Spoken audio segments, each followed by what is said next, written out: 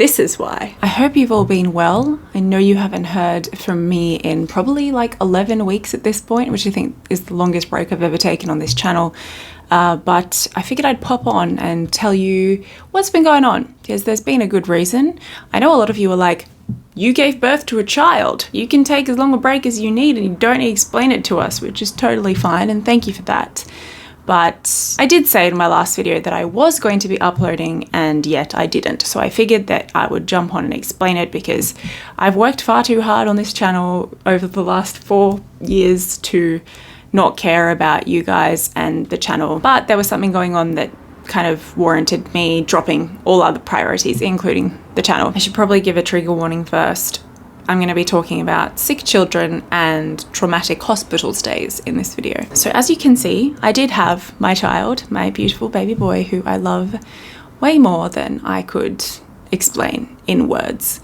I feel like I'm not used to being on the camera anymore. I feel like kind of awkward and vulnerable being here. Yeah, so I had the baby. It was an insane labor, 48 hours, forceps delivery, pushing for over an hour, induced labor, episiotomy, the whole shebang. Labor was the hardest thing I thought I would ever have to go through. My baby was 4.7 kilograms when he was born, but oh, was I wrong. It was not the most traumatic thing that I would ever have to go through, because 8 days later after our child was born, he had a mystery infection, which is still a mystery at this point, and we had to rush him to the emergency department, and basically he spent 6 days in the ICU and a subsequent 8 days in the ward recovering from the infection on antibiotics because his body went into sepsis. Newborns don't have a great immune system certainly in their first 2 weeks.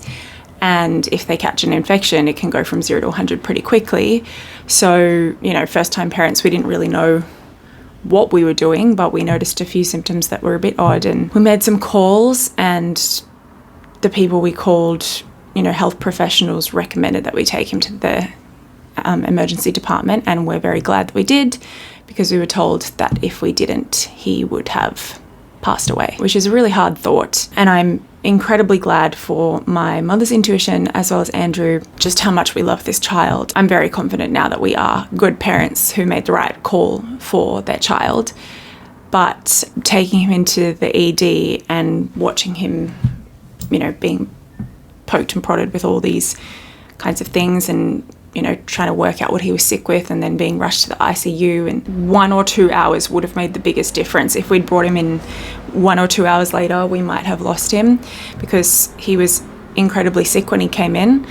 The doctors told us how sick later, but they didn't tell us in the moment. But at one point, the doctors told us to kiss him goodbye, because they needed to intubate him, and he was so sick at that point, just 8 days old, that the medicine that they were going to give him might have made his heart stop. And that was a real risk that they warned us about, so we had to go say goodbye to him. That was something we actually had to do, which was a memory that will forever be etched into my mind, the way that he looked in that moment. And, Andrew baptized him in that moment. It was the hardest thing I've ever had to go through. I never could have imagined something that traumatic. Anyway, you don't need to hear all the details. I didn't come on here to make you sad. But, I'm an FI user and I wear my heart on my sleeve, so I said I will just do a simple video where I explain what happened. People will understand. But naturally I start talking about it, and then I keep sharing. And I think the fact that happened, we were like, oh, maybe it's just like, maybe there's nothing wrong with him, but we'll just take him in just in case. And then to go from that state of mind to 3 hours from then having to kiss your child goodbye, the whiplash, the shock, the pain is something I'll genuinely never be able to put into words. And I've tried, because I've explained it and externally processed it multiple times, and words fail every single time. Thankfully, the amazing doctors saved his life. And from there, it was a rough 48 hours where we didn't know whether he'd make it through. Andrew and I the whole experience brought us so much closer together. We just leaned on each other big time, and we prayed so many rosaries, and we sent a few messages out to our friends to ask them to pray for him. And you know, within a few hours we had like hundreds of people, we heard through the grapevine, hundreds of communities praying for our son in the ICU. And I think I have forever changed, not just because of being a mother and giving birth to a child who I love so much. I could never have fathomed that I had this level of love, like, within me, had the capacity to love this much. But seeing how those communities came to rally for us and rally for our son, and how much people care about us, I am forever changed by that. And I realised that that is what life is about. Because when you're in the waiting room waiting to hear from the doctor whether your son is going to live or die, nothing else matters. Nothing matters. It's just you and God. And, you know, gosh, I was tempted to do some proper bargaining with God in that moment. We just prayed, and we, you know, tried our best to have faith that, you know, the Lord would bring him through, and just putting everything in God's hands, and thanking God for the gift of our son. And that's one thing I've learned from this whole experience, is that our son is a gift and nothing is a guarantee. Like, his life is not a guarantee in our lives. He is a gift from God, and every day that we get with him is an utter blessing, and every day that we get with him is Jesus saying, I love you. But I could rattle on about how I've changed as a person, and how my perspective on just all things have changed, and how I just don't want to waste my time on certain things or certain patterns of thought anymore. The last time you saw me, I just feel like I was a completely different person, having gone through an intense labour, meeting my son for the first time, and experiencing that thing that people talk about when they say your heart is now outside of you. My heart is now outside of me. It's not walking around, but it's like, right now it's in the living room with my mother being babysat. That I truly feel that. And it's something you can't fathom until you have a child. All that to say, I really went through something transformative but traumatic. It was insanely traumatic. And all of the priorities just kind of fell by the wayside, including the YouTube channel. I wasn't in a position to think about my content or the YouTube channel. I was just with my family. That's all that mattered and matters to me right now, because we're still kind of not out of the woods yet. We've got some test results coming back. He's had some checkups. Things aren't looking 100% because his body took such a hit. But he is doing well. So we are kind of just monitoring him, and, you know, like, yeah, okay, I didn't upload the videos I said I was going to, which I'm sure now you understand why, and it's completely fair that I didn't, but I could never regret that, because I have been spending every second with my son. Well, not every second, but every second my family's taking up 95% of my brain capacity, and I wouldn't have it any other way. I'm never going to get a chance to enjoy my son as a little newborn/infant again. I'm going to have the other phases, which are going to be exciting, but I love him. I love him so much, and I just really want to be present at this time, especially having realized how much of a gift he is, and how he is not a guarantee in our lives, and how much of a just absolute treasure. Just like, he's just the most special person in the world. After he was born, I said to Andrew, I was like, why do we get the privilege of taking care of the most special person in the world for the rest of our lives? That's how I felt. I was like, does everyone else know how special this boy is? He's so special. Everyone needs to know how special he is. Like, the love of a parent is something else, and I'm so glad I've chosen this path for my life.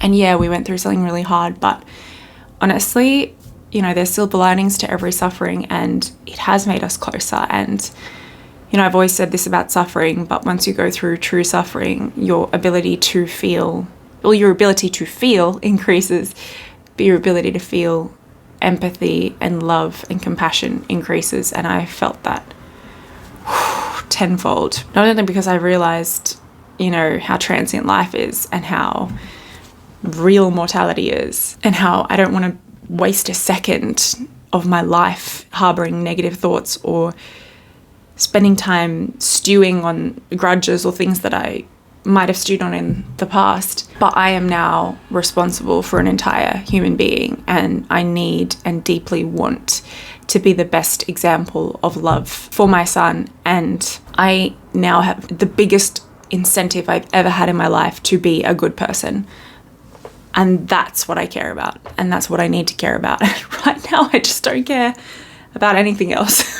I know that I do care about other things, but we are so in the thick of it still, like the recovery of our child and stuff, that's just taking most of my feels and my brain capacity. But yeah, at one point we didn't think we were going to come home with our beautiful boy, and we did. I'm just so grateful for the communities of people, like the not only Christian communities, but friends and you guys. I posted on my Instagram story about this, and I posted on my YouTube community section about this as well.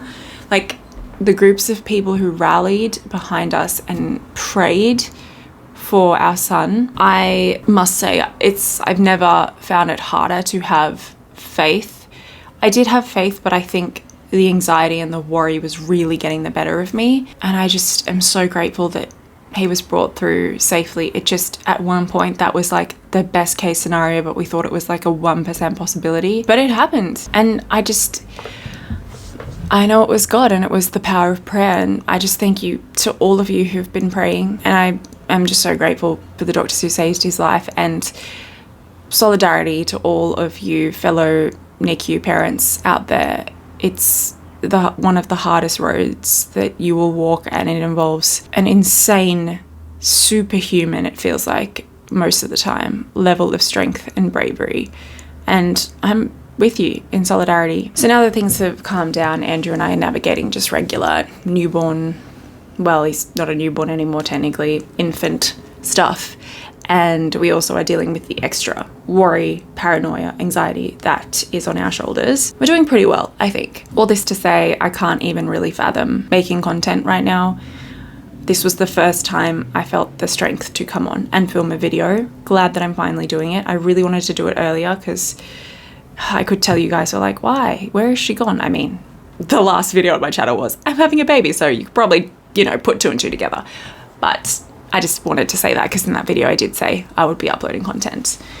And it's unlike me to just suddenly disappear without an explanation, even though I kind of did it in January as well when I had perinatal depression. It's been quite a year. Also, and I feel like you can blame my FI for this, but it just kind of somewhat would feel inauthentic for me to be posting content to the channel. And by content, I mean my regular skits. Even though this is my job, I do believe in family being my number one priority. And I believe in a maternity leave that reflects that. And I like the idea of my channel reflecting whatever phase and stage I'm going through in my life right now.